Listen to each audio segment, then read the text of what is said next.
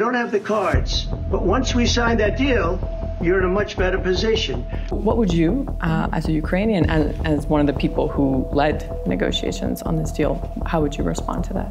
I think if it would be a bad deal, I won't sign it. This is going to be great television. We are here in Kyiv on Friday morning on U.S. Independence Day with Ukraine's first Deputy Prime Minister and Economy Minister, Yuliia Svyrydenko. A morning after a mass Russian missile attack on Kyiv, one of the largest on the capital and on the country overall, in terms of drones and missiles launched. And first question, before we get into our topic today, how are you this morning and how was last night's attack for you? It was a horrible night, I think, for the whole Ukrainians and for citizens of the Ukrainian capital. But I think the most important thing that we're here.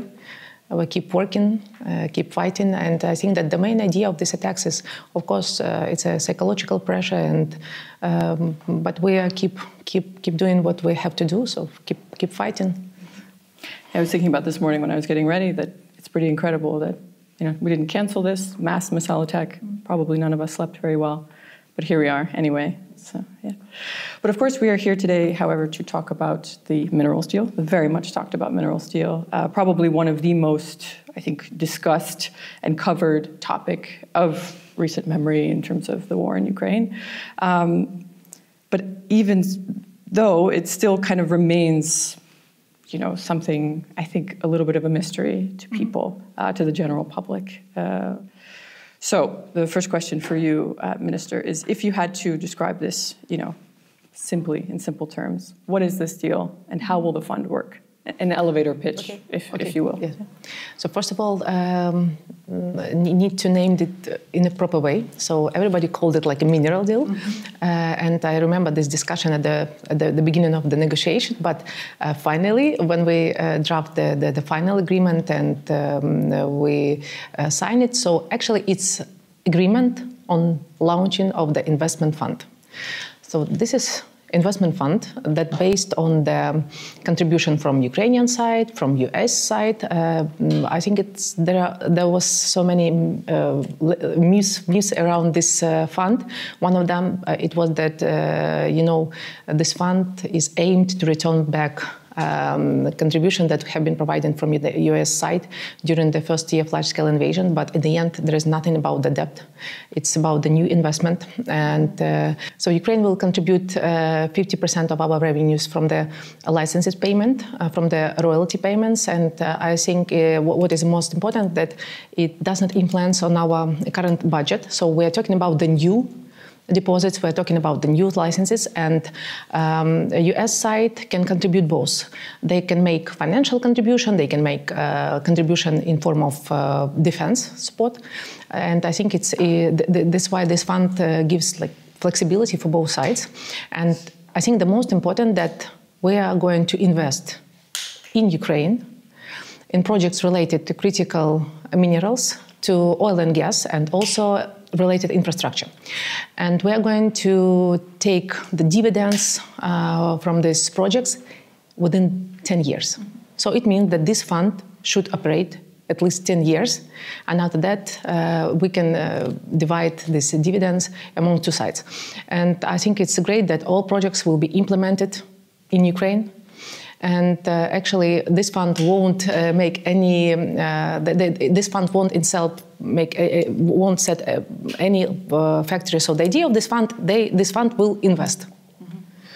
And it influences, of course, on those one who is going to obtain the licenses. So it means that if they are looking for the foreign investment, so they need to apply to this fund first and to provide the terms and conditions for getting money. And if the fund would refuse, so they can go to the global market and they can look for getting finance from the global market. I also can give you the final updates on this fund. So this fund is going to be run by two sides, like 3 members from Ukrainian side, 3 members from US side. And also this fund now is looking and trying to explore what kind of investment opportunities we have. The first meeting of this fund will be at the end of July. Of course, we're looking for the opportunity to have this meeting in Kyiv, in Ukraine. I think it's extremely important for our partners, for our investors to be in the country, to see how country operates during the wartime, to see that as we discussed at the beginning with you, we keep fighting, keep working. And at the end of July, I hope that we would have the first official meeting of this fund. Also, our final discussion with Secretary Bessent was about the possibility to increase or to make broader the scope of this fund and to look at defense projects as well. So previously we discussed only critical raw materials, oil and gas, and related infrastructure, if you look at the intergovernmental agreement. But during our final meeting with Secretary Bessent in Canada during G7 meeting, so we discussed whether it's possible to use this fund and to finance defense projects. So the idea is that actually U.S. side is considering this possibility, and it would depend on the projects, on the quality of the projects, or on the or whether it's bankable or not. But we are preparing defense project as well. Okay, so it's possible within the structure of this fund to do defense projects as well. And it's absolutely unique structure of this fund. You said that it's unique because it's something special that have been set in between Ukraine and the U.S. government during the large-scale invasion. I would say it's something special for our 30 years of independence, and it's something absolutely new for our bilateral relations because it's a long-term fund, and they're looking for a long-term perspective in cooperation with Ukraine, and I think it's something that we are really proud of, that we want to keep the U.S. as a strategic partner. And we understand well this pragmatic approach of U.S. So there is nothing about security guarantee in this fund, because this fund is only about investment. But we understand perfectly well that in case if there would be U.S. investment within the country, there would be more motivation for U.S. government to protect. And we had discussion with U.S. companies that are operating in Ukraine like two days ago. Was our president lead this meeting, and we discussed that we need an anti-missile system. We need Patriots.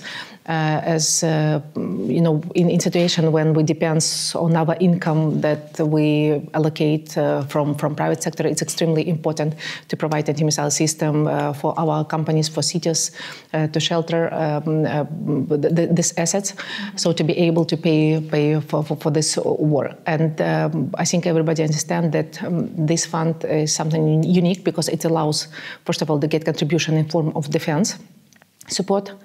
It does not mean that if it would be decision on providing us military support, it would go directly through the fund, but it's opportunity. And the second one, that this fund can operate and can invest in defense projects as well. Just a quick moment of your time before we continue. The Kyiv Independent is a reader-funded publication, which means it's your support that funds interviews like this one. If you want to become a member, you can do so by following the link in the description below. Now, back to the interview.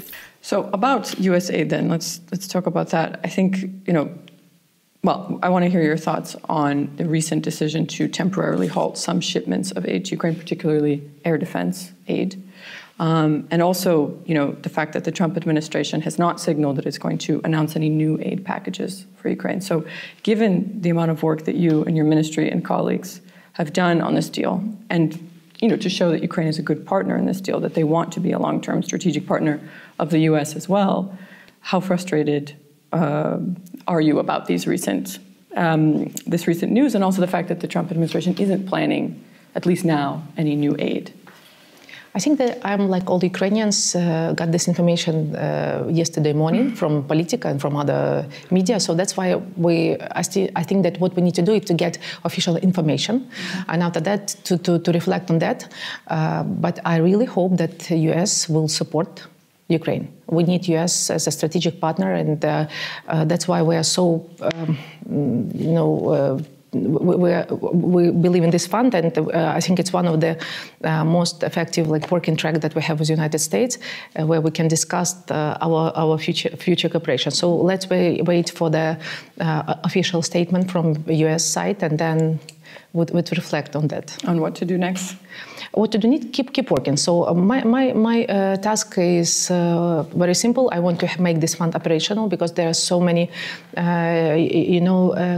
criticism from different parties that this fund is just a paper that we can put on the shelves and it won't be operational. But my idea is very simple. We want to make it operational. We want to set this fund, to have this meeting, because we have already provided them the list of the projects, and our team also bring it to you so you can look at. And our idea is to implement to start implementation at least 3 projects within the next 18 months.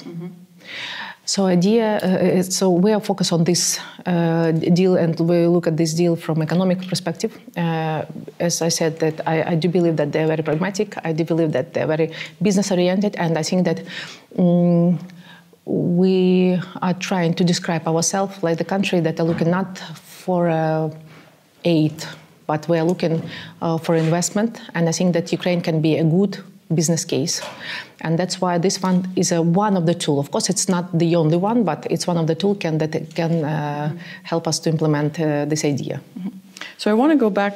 I will return to the question of the projects and the first projects you want to implement. But I want to go back in time a little bit to the beginning, the origins of this deal. So could you talk about the first time that you heard about this deal? Do you remember when that was and what the first conversation was around this deal? I think it was on February, but there was different people that have been submitted different type of documents related to this deal. But Secretary Bessent and his team was the most efficient one, and negotiation. Actually, it was a huge negotiation team from Ukrainian side and from US side, with involvement of professional lawyers.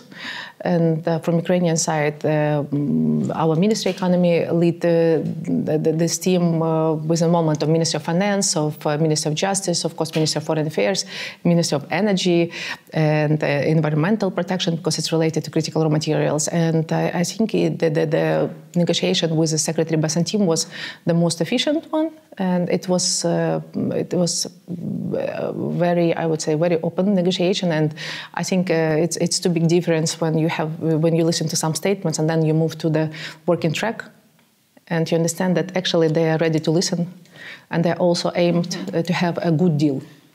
Why do you think there's that difference in what you hear, maybe publicly, and what you see when you're actually communicating with them individually? I think that at the beginning of the President Trump terms, and everybody within his team wanted to bring some good deal to his president, and that's why they competed with each other. But I think that at the end, everybody understands that if it won't be like win-win for two parties, or if they would keep talking about the debt, we won't get this deal done, and that's all. Because no one understands why we're talking about 5 billion or 315, or because it was not debt, and you know it perfectly well. So that's why I think that the team of Secretary Bessent was very constructive, and on the working level they were very constructive. So let's talk about then the famous Oval Office meeting briefly. So you were there, sitting next to President Zelensky in the Oval Office when there was this heated moment, let's call it that, with President Trump and Vice President Vance. I think people really want to know, for someone like you, what was going through your mind in that moment during that heated meeting? Like, what are you sitting there thinking? It was very emotional, but the President during this meeting not himself, but he protect Ukraine, and I don't think that he would act different ways, and because he's very, трушный. No.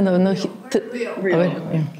So he was very emotional, but he protected Ukrainians, and he was very real during this meeting, as he always is. So, and that's why, so for me, it was not surprised. And actually, we support him, all our team support him in this moment. Of course, when a journalist is asking me about the Oval meeting, so I prefer to say that let's think about the future, not going back to this Oval meeting, but I was proud about my president, and if he would react a different way, so probably it can disappoint not only me, but also I think all Ukrainian people would be disappointed. So that's why I really proud of him, and I think that I actually talked with him, and I talked with him several times on that, and I would say that if he would be replaced by another person in this moment when the large-scale invasion has started, I would say that the scenario of the development of this war might be different. So, and I truly believe that the fact that we're here in Kyiv and we keep fighting, because we have this, like, for me personally, I have this example of a person who was waking up every day and keep fighting, keep working, and despite of all of us, he is not able even to take one day off.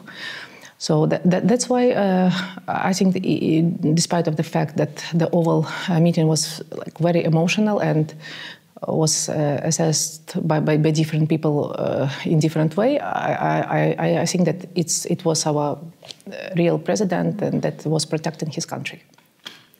Well, I think it's interesting also to know about that time period because, of course, your team, President Zelensky and your team left without signing the minerals deal. And what's interesting to know is, from you, is how you guys got it back on track. So if we could just reflect slightly on how you, after that, of course, you know, things were tense. And how did you guys come back to the table and restart talks on it? During the Oval meeting, so we were not ready to sign any mineral deal. Mm-hmm. So we were ready to sign the memo. And but I think that fact that we had a pause on like 1 week or 2 weeks, so it gives opportunity to work on text of the intergovernmental agreement.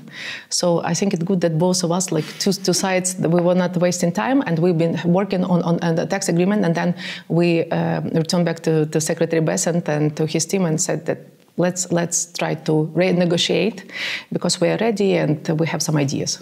And the response was positive when you came back to them? Yes, and the response was positive. That's interesting. So let's go back then to the current state of the deal. So that's February, things were difficult, but then by the end of April, early May, the political agreement, the sort of memorandum is signed, and of course the fund agreement and the other agreements are signed. So where are we at right now with the deal? It seems like projects are being prepared. What is happening right now and what's happening in the near future? So if we speak about investment funds, so we are preparing the first meeting of the members of the fund. So we are going to discuss the investment policy.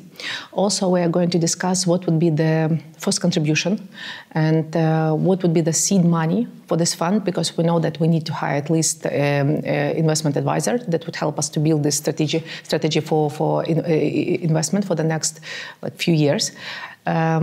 Also, simultaneously, we are setting up the commission that are looking at the critical minerals deposits, and we are working on the first deposit, lithium deposit, Dobra. Actually, it's the first time in the history of Ukraine when we are considering to implement this project through the tool that's called Project Share Agreement. It's for the first time when we look at critical mineral deal and we discussed this tool. So, and we open up the geological data, so it's important if we want to attract investment in the critical raw materials. So everybody wants to understand what are the reserves that we have, because if you look at the current situation, the final update on the reserves was made in the 80s. So it's definitely, we need at least to open it, then we need to provide a new one, as everybody wants to understand, is there really 1 trillion critical raw materials in Ukraine? Mm-hmm. So what are the first 3 projects? You mentioned that there are 3 projects. Or what can you say about these first 3 projects? This one is lithium is one. Also, we have several players that have already obtained licenses and they're looking for the finance. So I think that they also can apply to get finance through this fund. Actually, it's a current Ukrainian companies that work in Ukraine like for many years and understand perfectly well that this investment fund can also be helpful in getting access to the market and getting finance and getting technology, because without technology you're not able to develop titanium projects or uranium projects. So I think that these companies, the private Ukrainian companies, also would be among the first who would apply to get this finance. And of course, titanium projects, I think it's important one, as if you look at U.S. market right now, they depends on China. So that's why they probably, based on their strategy of development, they're looking for the alternative routes and alternative markets, and Ukraine can provide it. Mm-hmm.